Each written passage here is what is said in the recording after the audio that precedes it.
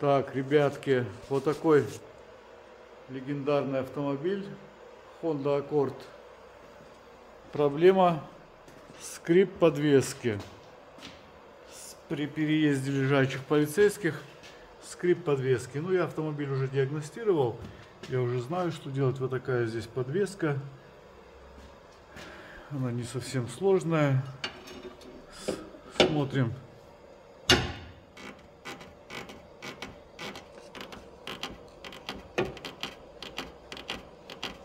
Слышим скрип. Именно этот скрип при переезде лежачих полицейских.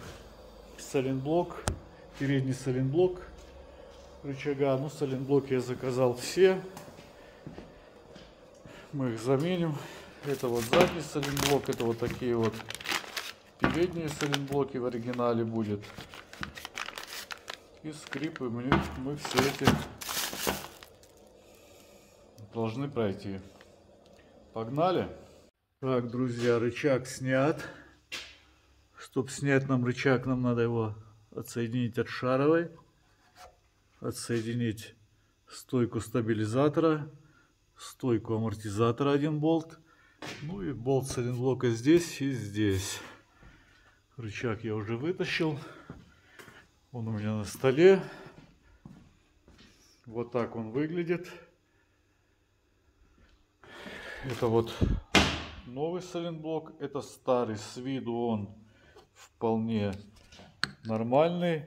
Но делаем вот так.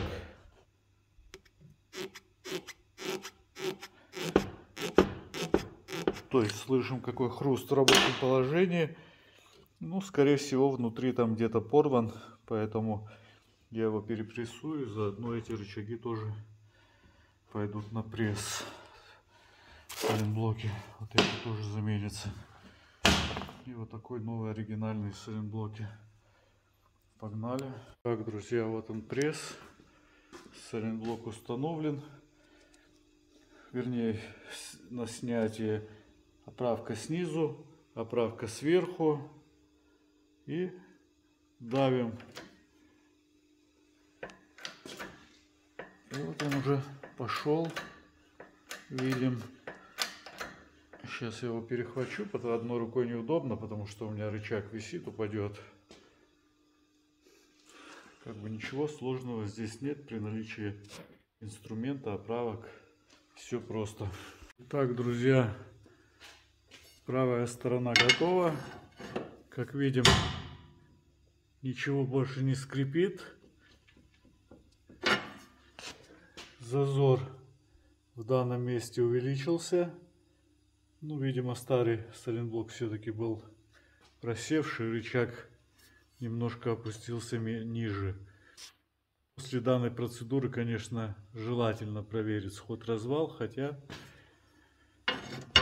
влиять, по идее, не должно, потому что развал здесь, если только верхними регулируется. Я не вижу здесь развальных болтов, поэтому, наверное, не нужно. Ничего не скрипит. По лежачим полицейским можно скакать дальше.